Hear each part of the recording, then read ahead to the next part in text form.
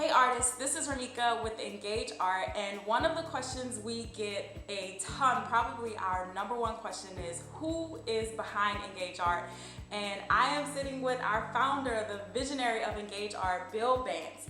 And as I told you, the question we get is, how did this all come about? How did Engage Art come about, the calling for Engage Art, and just to invest in artists in this way?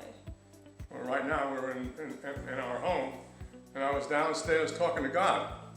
And believe it or not, when you talk to God, and if you listen, He does speak back to you.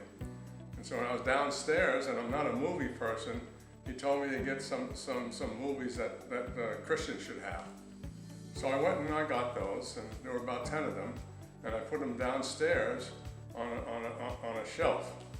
And it was probably 6 months later, and I was talking to God again, and He said, "Bill, put one of them on."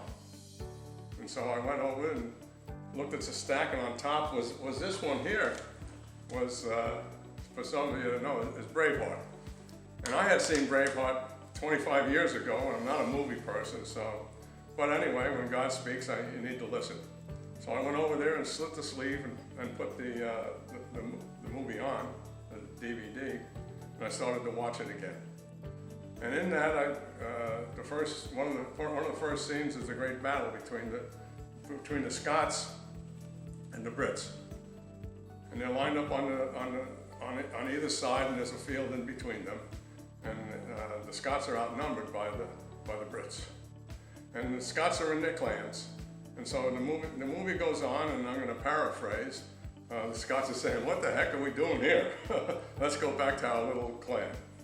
And as I watched that, I kind of thought of the church today, and we have this great battle, you know, what's going on in America, around the world, et cetera, et cetera, et cetera. And God said, that's like the church. You got this great battle, and they want to go back into their holy huddles. And so in that movie, all right, Mel Gibson comes down riding on his horse with his face painted, and he gives a great talk. And it stirs up the Scots. And so the great battle ensues. They come, as Mel Gibson is famous for in that battle. And in the middle of that battle, I believe I heard God, and God said this, Bill, he calls me Bill, I call him God. He said, they're not good 21st century visual images of the spiritual battle.